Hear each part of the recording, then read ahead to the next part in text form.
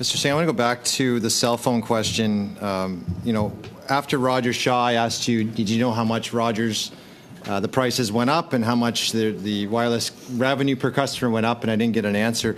It's 1% for the year, and already the highest prices at a time when this government promised that it would reduce prices by 50%. Actually, it said it did that. At the end of the day, we're seeing a government that's promising something, it's not delivering.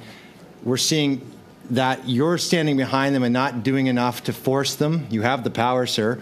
And even when you were in committee with Heritage last week, you had the Bell CEO, Mike Bibick, in front of you. You didn't even ask him a question about the new Loblaws rates and the no price and the no name rates that are being offered through Bell.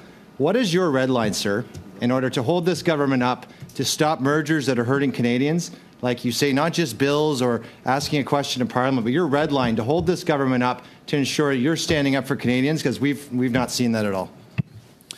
I'm glad you brought up the Bell CEO. I think it'd be important to note that I was the only leader that went up against CEOs. I've gone against the Bell CEO. I've taken on the grocery CEOs. Again, I was the only leader there to take on these wealthy and powerful corporations that are ripping off Canadians. I'm proud to be the only leader. I wish other leaders would understand how important this is and how much they're abusing Canadians, and they expect the leaders to show up. I believe that's a role of government. Nobody believes to stop big corporations from ripping off Canadians. That's why I showed up to ask these questions. That's why I will continue to take on big corporations. You've allowed these corporations to roll over you.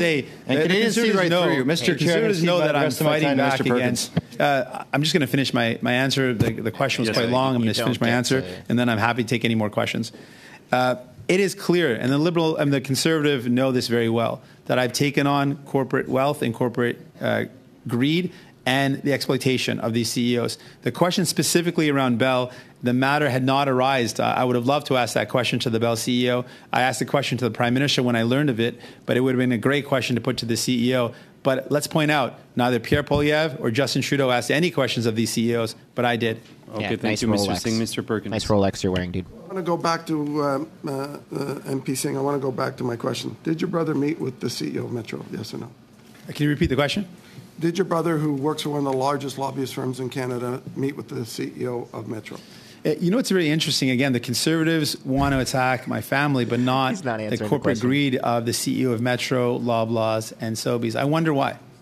Well, on April 1st, 2025, the Prime Minister is going to increase the carbon tax again, which is jacking up the cost of everything, including food, which you seem to be concerned about, but unwilling to do anything about, other than a puffery bill here. So on April 1st, 2025, when the carbon tax increases again, will you oppose that carbon tax increase, yes or no? I think it's very telling that the Conservative member just said that a bill that goes after the bread price fixing, that goes after collusion, that goes after large corporations ripping off Canadians, his quote is, he called that a, quote, puffery bill.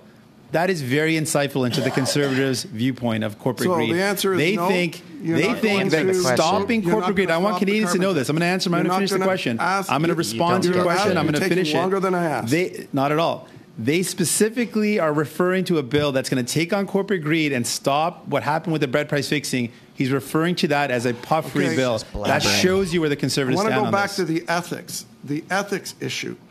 Did you, yes or no, talk to the ethics commissioner or the conflict of interest commissioner before you went out against the grocery companies to inform them and get clearance because of your brother's role in defending and lobbying for Metro? Did you do that, yes or no? First of all, that's patently.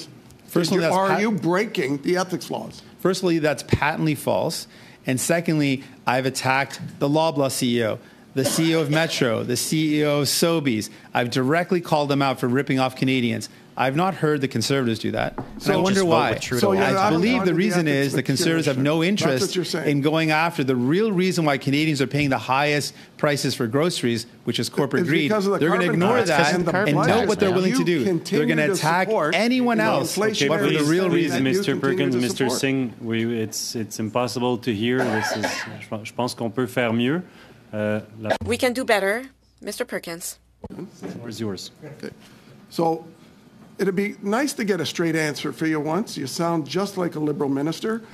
yes or no, did you talk to the ethics commissioner to deal with your obvious conflict of interest?